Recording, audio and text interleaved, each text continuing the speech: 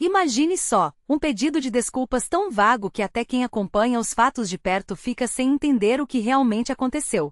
Foi exatamente isso que a Rússia fez ao se retratar com o Azerbaijão pela queda do avião civil abatido por forças chechenas. As palavras escolhidas foram tão genéricas que mais parecem um enigma do que uma explicação.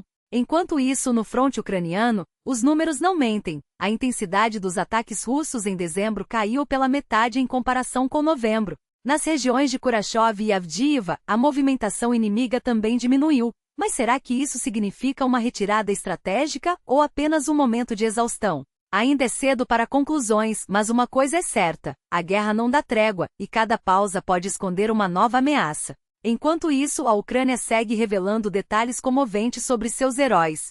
Um diário encontrado com um combatente norte-coreano morto na região de Kharkiv traz à tona as motivações que o levaram a lutar tão longe de casa. O que o impulsionava? Que ideais o fizeram arriscar a vida em um conflito que não era seu? As respostas, pouco a pouco, vão sendo reveladas. Mas há algo que choca ainda mais: a forma como a Rússia trata seus próprios soldados. Fontes militares denunciam que os pilotos de aeronaves de ataque são treinados em tempo recorde, às vezes em apenas uma semana, ou até menos. O resultado? Homens mal preparados enviados para missões suicidas com chances mínimas de sobrevivência. Enquanto isso, o Kremlin não demonstra qualquer intenção de mudar essa realidade macabra. Para eles, esses soldados não passam de peças descartáveis em um jogo sangrento. Do outro lado, a Ucrânia inova. Um vídeo recém-divulgado mostra drones equipados com 2 motores, uma solução engenhosa que impressiona pela eficiência. Essas pequenas máquinas de guerra estão se tornando um pesadelo para as forças russas, provando que a criatividade pode ser tão poderosa quanto a força bruta. E é sobre essas e outras atualizações que trazemos hoje em mais um resumo dos acontecimentos no fronte. Se você valoriza informações como essas, sabe o quanto seu apoio faz diferença. Um like, um comentário ou uma assinatura podem parecer gestos simples, mas são eles que ajudam a levar esses relatos adiante. O algoritmo das plataformas prioriza conteúdos com engajamento, e sua interação durante ou logo após assistir é fundamental. Então, se ainda não fez, clique no botão de assinar e junte-se a milhares de pessoas que já contribuem para manter essa cobertura viva. Cada ação sua conta. Voltando ao caso do avião abatido, Vladimir Putin finalmente reconheceu a responsabilidade russa, mas de um jeito que mais confunde do que esclarece. Em um telefonema com o presidente do Azerbaijão, Ilham Aliyev, ele pediu desculpas por um incidente ocorrido no espaço aéreo russo, sem jamais mencionar o que realmente aconteceu. O comunicado do Kremlin fala em um trágico acidente envolvendo um avião da Azerbaijan Airlines, mas omite detalhes cruciais. A única coisa clara é que a aeronave, um Embraer, tentava pousar em Grozny quando foi alvejada por sistemas de defesa aérea russos, que supostamente estavam reagindo a ataques de drones ucranianos. O avião, já danificado, conseguiu voar por mais alguns quilômetros antes de cair perto de Aktau, no Cazaquistão. Das 67 pessoas a bordo, 38 morreram e 29 sobreviveram, um milagre, considerando a gravidade do ocorrido.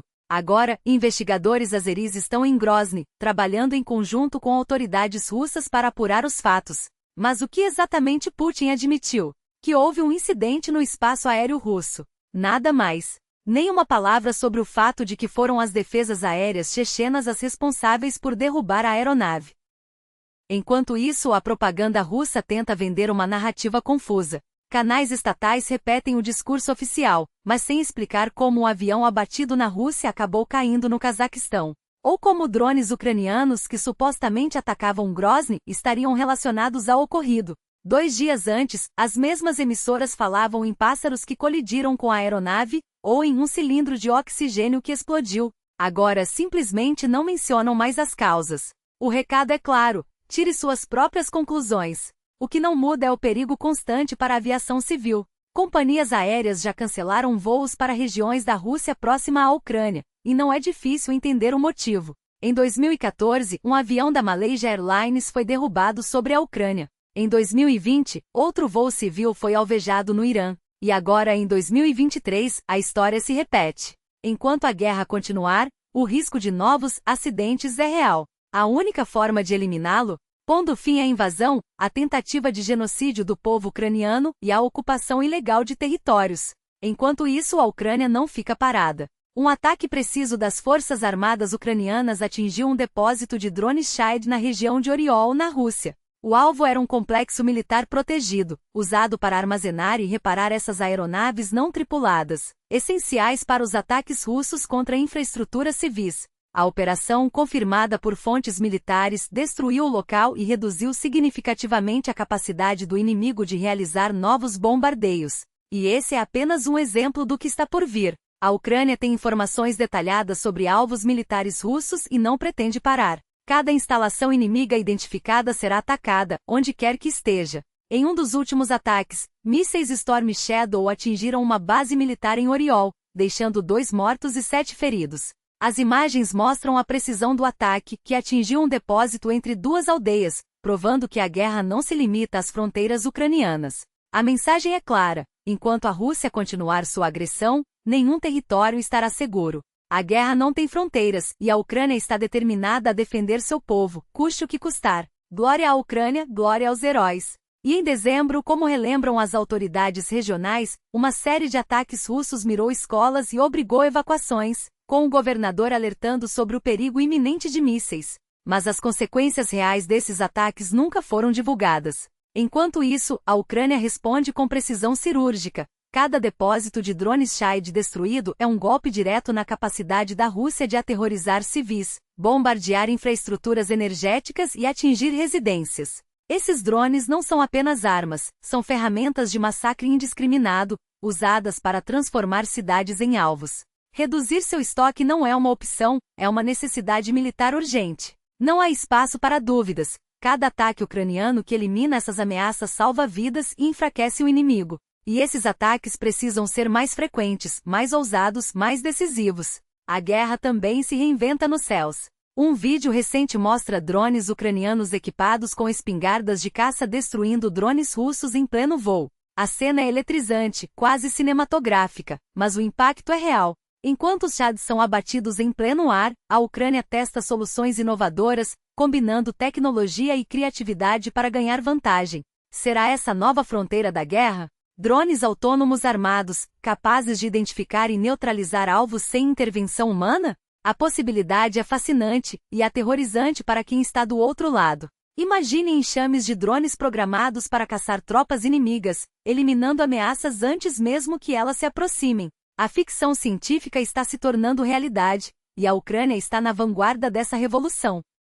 No fronte, a situação segue tensa, mas com sinais de mudança. Em Kurashov, as forças russas afirmam ter avançado, mas os combates são brutais, com a cidade sob fogo constante. No sul, em direção a Ocheretine, há relatos de perdas ucranianas, mas também de desmoralização entre as tropas russas, com prisões em massa e unidades inteiras se rendendo.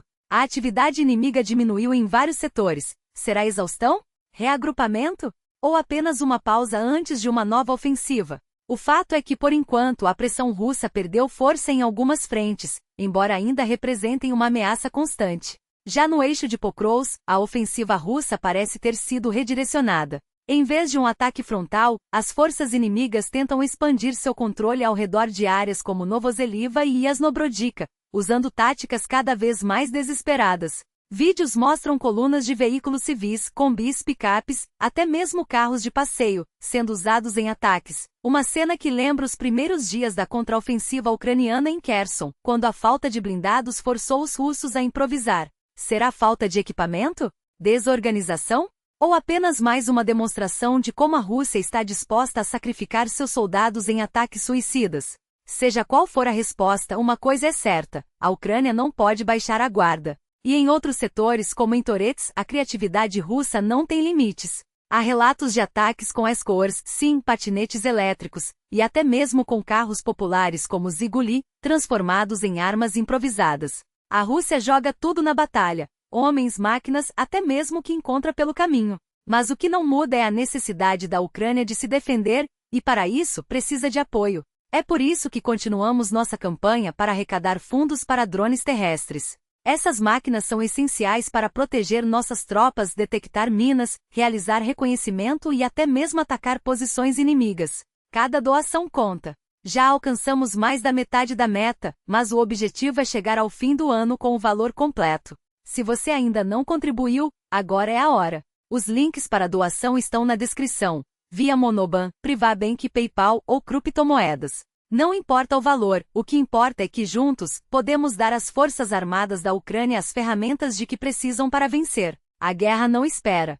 E nós também não podemos esperar. Glória à Ucrânia! Glória aos heróis! Fechar essa campanha até o fim do ano. Isso não significa que não haverá outras coletas depois, infelizmente as necessidades ainda são urgentes, e o apoio às Forças Armadas ucranianas segue essencial. Mas cada doação feita agora salva vidas de soldados que defendem sua pátria, suas famílias e suas casas contra a agressão brutal da ocupação. Lembre-se, se você está na Rússia, não arrisque sua liberdade, seu apoio pode ser ainda mais eficaz de onde estiver seguro. Enquanto isso no fronte a situação exige nossa atenção máxima. Ao norte de Nova Velicha, tropas russas tentam avançar com força, cercando a região de Novy Kramatorsk. Segundo relatos de Yuri Katyukov, todas as estradas pavimentadas que levam à cidade estão sob controle físico russo, mas a verdade é que os combates pela área são decisivos. Perder Novy Kramatorsk abriria caminho para um cerco estratégico a Nova Velicha, permitindo que o inimigo evite perdas massivas em ataques frontais. No sul, tropas ucranianas romperam o cerco em Makariva, mas a pressão persiste. Já na região de Kursk, o foco está nos combatentes norte-coreanos, que continuam avançando em colunas para desgastar as defesas ucranianas. Imagens mostram equipamentos russos destruídos em uma travessia no flanco oeste da cabeça de ponte ucraniana. Apenas em dezembro, analistas estimam que a Rússia perdeu pelo menos 34 tanques na região, enquanto a Ucrânia contabiliza cerca de 100 unidades inimigas destruídas. Fontes indicam que o inimigo conseguiu avançar 2 quilômetros em profundidade no distrito de Sudchansk, ocupando partes de Kuriliva. Enquanto isso, vídeos divulgados pelas Forças Armadas ucranianas mostram ataques precisos contra tropas norte-coreanas, que segundo The Times, já sofreram centenas de baixas, possivelmente ultrapassando milhares. Há relatos do primeiro prisioneiro norte-coreano capturado, que infelizmente morreu devido aos ferimentos. Documentos encontrados com outro soldado revelam táticas macabras, como o uso de iscas humanas para derrubar drones. As forças de operações especiais ucranianas continuam publicando trechos dos diários apreendidos, e o terceiro volume traz revelações perturbadoras sobre a motivação desses combatentes. Um deles escreve: "Cresci sob a bênção do partido. Nunca me faltou nada, mas não sabia como reagir a tanta felicidade. Proteger a pátria é um dever sagrado, e meu maior orgulho é vestir o uniforme para defender o comandante supremo. Fui promovido a sargento-mor, mas traí a confiança do partido. Agora só me resta redimir-me na linha de frente. Morrerei cumprindo ordens, mas se sobreviver, provarei ao mundo a invencibilidade, a coragem e o sacrifício das Forças Especiais Vermelhas. A realidade é dura, esses soldados não têm escolha. Vivem em um regime fechado, sem acesso à informação externa, e muitos sequer entendem plenamente o que os espera. Diferente dos mercenários russos que lutam por dinheiro ou coerção, os norte-coreanos são movidos por uma lealdade forjada em décadas de doutrinação. Os diários, se autênticos, são documentos históricos, uma janela para a mente de um sistema que transforma pessoas em armas. Enquanto isso, dados do Estado-Maior ucraniano mostram uma queda de 15% no número de ataques russos em dezembro, com avanços territoriais reduzidos a 15 km² por dia, metade do ritmo de novembro. A Rússia capturou 3.045 km² desde o início do mês, mas o ritmo desacelerou. Isso não significa que a ameaça diminuiu, apenas que a resistência ucraniana está custando caro ao inimigo. Cada dia conta. Cada doação faz a diferença. Não deixe para depois, a guerra não espera e nossos heróis também não. Os links estão na descrição, Monoban, Privabank, PayPal ou criptomoedas. Juntos, podemos garantir que a Ucrânia tem as ferramentas para vencer. Glória à Ucrânia! Glória aos heróis! A Rússia conquistou na Ucrânia um total de 38.003 km². Se descontarmos dessa cifra os territórios já recuperados e os atuais 500 km² sob controle ucraniano na região de Kursk, chegamos a um avanço líquido de cerca de 2.670 km² sob domínio russo até o final do ano. Para colocar em perspectiva, é uma área equivalente à da cidade de Moscou, incluindo sua expansão mais recente, que soma 1.961 km². E por que esse número importa? Porque quando analisamos a guerra na Ucrânia, especialmente quem não acompanha os detalhes diários, surge a falsa impressão de que a Rússia avança lenta, mas inexoravelmente, como se a vitória fosse apenas uma questão de tempo. Há um problema real nessa narrativa. Uma força que perde território não pode ser considerada vencedora. Mas o ponto crucial está no custo dessa conquista. Com uma vantagem esmagadora em recursos, artilharia, drones, munição e, acima de tudo, vidas humanas, a Rússia trata seus soldados como descartáveis. Não há preocupação com baixas, com sobrevivência, com estratégia além do jogar corpos no fronte. E o resultado? Em 2 anos e meio de guerra, o que a Rússia conseguiu foi ocupar uma área do tamanho de Moscou. Não houve nenhum avanço operacional decisivo, nenhum colapso das linhas ucranianas, nenhum salto estratégico que justifique o banho de sangue. Pior, cidades como Avdiivka, que caíram após meses de cerco, foram tomadas a um preço tão alto que até mesmo analistas pró-Kremlin questionam a lógica da ofensiva. Enquanto isso, alvos simbólicos como Chasiv Yar, que deveria ter sido capturado em semanas, continuam resistindo, expondo a fragilidade dos planos russos. A verdade é que, para cada metro quadrado conquistado, a Rússia paga com montanhas de equipamento destruído, divisões inteiras dizimadas e uma economia cada vez mais estrangulada pelas sanções. Mas não se engane, esse não é um jogo de números frios. Por trás de cada quilômetro perdido há famílias despedaçadas, cidades arrasadas e soldados ucranianos, civis que largaram suas vidas para defender seu país. Eles não escolheram essa guerra. Não sonhavam em morrer em trincheiras, em ver suas casas reduzidas a escombros ou em enterrar colegas que semanas antes estavam planejando o futuro. Foram arrancados de suas rotinas, faculdades, empregos, sonhos, e jogados na linha de frente contra um inimigo que não vê valor em suas vidas. E mesmo assim, a resistência não quebrou. Não houve colapso do fronte, não houve debandada das tropas, não houve rendição em massa. O que vemos são avanços táticos russos, sim, mas também uma Ucrânia que aprende, se adapta e contra-ataca, como provou a ofensiva em Kursk que pegou o mundo de surpresa. A diferença é que, enquanto a Rússia esconde seus mortos e censura qualquer crítica, a Ucrânia debate abertamente seus erros. Generais são questionados, comandantes são substituídos, e até mesmo o presidente Zelensky enfrenta cobranças públicas, algo impensável em um regime autoritário. Isso não significa que não haja problemas. A escassez de munição, a demora no envio de ajuda ocidental e as divisões internas são desafios reais. Mas também são provas de que a Ucrânia não é um estado falido, mas uma nação em luta, e que ainda tem espaço para melhorar. O que nos leva a uma pergunta incômoda: se a Rússia, com todos os seus recursos, não conseguiu uma vitória decisiva em 2 anos, o que aconteceria se o Ocidente cumprisse suas promessas? Porque não se trata de caridade. Quando a Ucrânia abriu mão de seu arsenal nuclear em 1994, assinou o Memorando de Budapeste com a garantia de que sua integridade territorial seria respeitada. O Ocidente falhou nesse compromisso. Mas agora, a guerra na Ucrânia não é mais um conflito distante, é uma ameaça direta à segurança global. Ataques cibernéticos, sabotagens em território europeu, desinformação em massa. A Rússia já está em guerra com o Ocidente. E se não for detida agora, quem será o próximo alvo?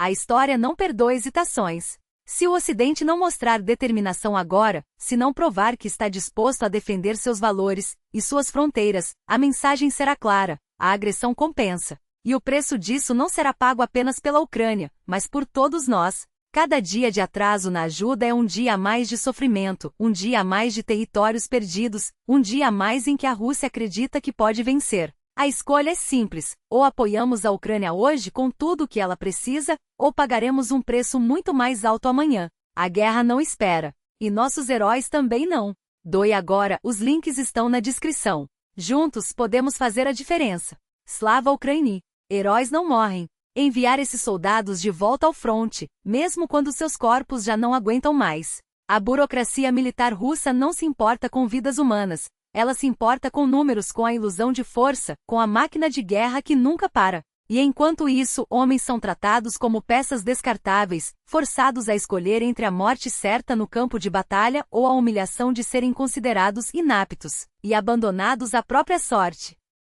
Essa não é apenas uma questão de logística. É uma questão de moral, de humanidade. Cada soldado russo que é empurrado de volta para a linha de frente sem tratamento adequado é mais uma prova de que o Kremlin não valoriza suas próprias tropas. E se eles não valorizam seus próprios homens, o que os impede de sacrificar ainda mais vidas em ofensivas sem sentido? O que os impede de lançar ataques suicidas em Kherson ou Zaporizhia, mesmo sabendo que não têm recursos para sustentá-los? Os números não mentem. As perdas russas em equipamentos são assustadoras, quase 6.000 unidades destruídas em 2023, incluindo mais de 100 tanques e centenas de veículos blindados. E isso sem contar a imensa quantidade de caminhonetes civis e carros adaptados para a guerra, usados em ataques desesperados. Cada um desses veículos representa vidas perdidas, famílias destruídas, sonhos enterrados sob a lama das trincheiras. Enquanto isso, a Ucrânia, mesmo com recursos limitados, consegue infligir danos desproporcionais, provando que eficiência e determinação valem mais do que números inflados. Mas não se enganem, essa guerra não é apenas sobre tanques ou quilômetros de território. É sobre pessoas. Sobre o soldado russo que, depois de meses no fronte, descobre que seu governo o abandonou. Sobre o médico militar que vê feridos serem mandados de volta ao combate sem recuperação. Sobre as famílias que recebem notícias de morte sem explicações, sem honra, sem sequer um corpo para enterrar. E é aqui que a nossa escolha se torna ainda mais clara. Apoiar a Ucrânia não é apenas uma questão de estratégia, é uma questão de justiça. Cada dólar, cada euro, cada minuto de atenção que dedicamos a essa causa é um golpe contra a máquina de opressão que não respeita fronteiras, que não respeita vidas. É um sinal de que o mundo livre não aceitará a normalização da barbárie. Se você ainda não doou, faça isso agora. Se você já contribuiu, compartilhe, pressione, exija que seus governantes ajam. Porque a guerra não espera. E a história não perdoará aqueles que viraram as costas quando mais importava. E para aqueles que dentro da Rússia ainda têm acesso à verdade, saibam que não estão sozinhos.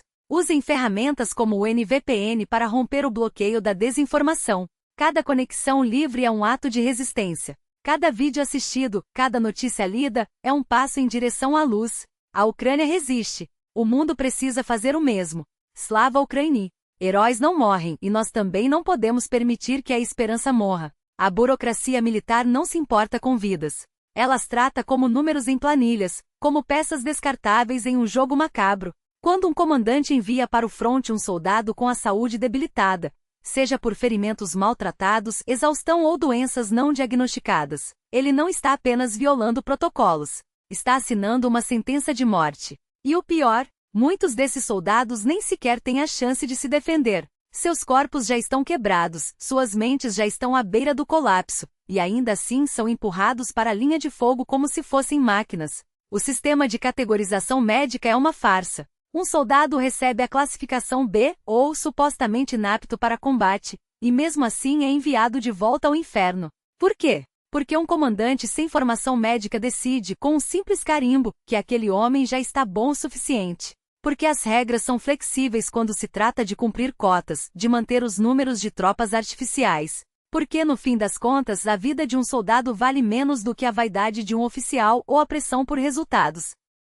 E não pense que isso é um problema isolado. É sistêmico. Os centros de treinamento são fábricas de carne para canhão. 2 semanas de instrução para recrutas, 3 para voluntários, 1 mês para prisioneiros. Como se isso fosse suficiente para transformar civis em soldados capazes de sobreviver em uma guerra moderna. Os manuais existem, mas ninguém os segue. Os prazos são ignorados.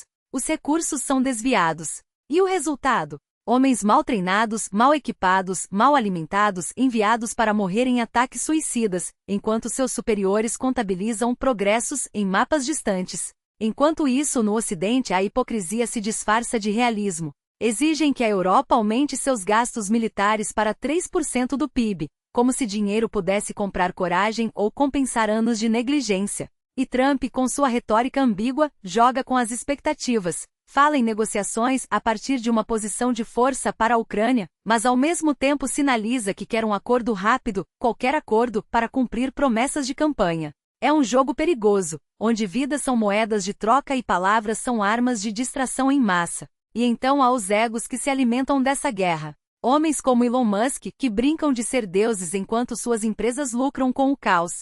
Que falam em liberdade enquanto financiam algoritmos que amplificam a desinformação, que manipulam mercados e que, no fim, não passam de marionetes de seus próprios delírios de grandeza. 2 narcisistas em rota de colisão, Trump e Musk disputando quem consegue causar mais estragos no mundo real. Porque no fundo não se trata de ideologia. Trata-se de poder. De quem controla a narrativa, de quem dita as regras, de quem decide quem vive e quem morre. Mas aqui está a verdade que eles não querem que você veja. Essa guerra não é sobre estratégia. Não é sobre geopolítica. É sobre pessoas. Sobre o soldado que treme de medo em uma trincheira, sobre a mãe que chora por um filho que nunca voltará, sobre o médico que trabalha 72 horas seguidas porque não há mais ninguém para salvar vidas. E enquanto os poderosos jogam seus jogos, enquanto os burocratas assinam papéis e os bilionários contam seus lucros, são essas pessoas, as que sofrem, as que resistem, as que ainda acreditam que carregam o peso da história. A Ucrânia não está lutando por territórios. Está lutando por sua existência. E o mundo não pode se dar ao luxo de virar as costas. Porque se permitirmos que a tirania avance, se normalizarmos a indiferença, não haverá mais fronteiras seguras. Não haverá mais direitos inalienáveis. Não haverá mais esperança. A escolha é clara. Ou nos unimos agora, ou nos tornaremos todos cúmplices. Slava Ukraini. A resistência não é uma opção, é a única saída. Cada palavra dita por Trump e sua equipe sobre esta guerra não é apenas um erro, é uma rendição disfarçada de neutralidade. Quando ele afirma que a Rússia está perdendo, não é ingenuidade, é cálculo. Um cálculo frio, de quem vê na tragédia alheia uma moeda de troca. Porque para homens como ele, a Ucrânia não é um povo lutando por liberdade, é um ativo no tabuleiro geopolítico. Um negócio a ser negociado, um território a ser barganhado, uma vida a ser precificada. Mas aqui está a verdade que eles não querem que você veja. A guerra não se limita às trincheiras de Donbas. Ela já chegou às ruas de Saratov, aos porões dos regimentos cossacos, às casas de mulheres violentadas em vilarejos esquecidos da Rússia. Vladislav Berlikon não é um desertor. É um pai que descobriu tarde demais que o Estado que o recrutou não tinha nada a oferecer além de mentiras. Prometeram-lhe salário, dignidade, um futuro. Deram-lhe um fuzil sem munição, um uniforme rasgado e a certeza de que, se reclamasse, seria jogado numa vala comum. Ou pior, enviado para a linha de frente como carne de canhão, sem treinamento, sem apoio, sem esperança. E quando ele finalmente fugiu, quando buscou ajuda nos mesmos órgãos que deveriam protegê-lo, encontrou apenas indiferença. O FSB, a polícia, os comissariados militares, todos lavaram as mãos. Não podemos fazer nada, disseram. Como se um soldado russo, um cidadão russo, um pai russo não merecesse nada além de silêncio. Como se a vida de um homem valesse menos do que a lealdade a um regimento de mercenários que opera à margem da lei. Mas a história não termina aí. Enquanto Berlikon luta para limpar seu nome e sustentar seu filho, outros heróis da guerra voltam para casa, não como libertadores, mas como predadores. Homens como Alexei Kaklov, ex-combatente do grupo Wagner, perdoado por Putin após um assassinato, agora acusado de sequestro e estupro. 7 crimes em um único mês. 7 vidas destruídas. E quantos mais não foram denunciados? Quantas mulheres, quantas famílias, quantas crianças vivem sob o terror de homens que aprenderam na guerra que a violência não tem consequências? A Rússia não está apenas exportando a morte para a Ucrânia. Está importando-a de volta em forma de monstros que o próprio regime criou. E quando esses monstros saem das sombras, quando atacam suas próprias comunidades, o Estado faz o que sempre faz, fecha os olhos. Porque reconhecer a verdade seria admitir que esta guerra não é sobre glória, nem sobre pátria, nem sobre desnazificação. É sobre poder, sobre dinheiro, sobre manter um sistema que se alimenta do medo e da impunidade. Então, quando ouvirem alguém dizer que a Ucrânia deve se render, lembrem-se, não é apenas Kiev que cairá. Será a sua cidade, o seu bairro, a sua casa, porque a tirania não para nas fronteiras. Ela se espalha como um vírus e os primeiros a serem infectados são sempre os mais vulneráveis, os soldados enganados, as mulheres violentadas, os pais abandonados. A resistência não é uma escolha. É a única barreira entre a civilização e o caos. E se não agirmos agora, se não exigirmos responsabilidade, se não defendermos aqueles que o Estado já descartou, não haverá mais ninguém para nos defender quando a escuridão chegar até nós.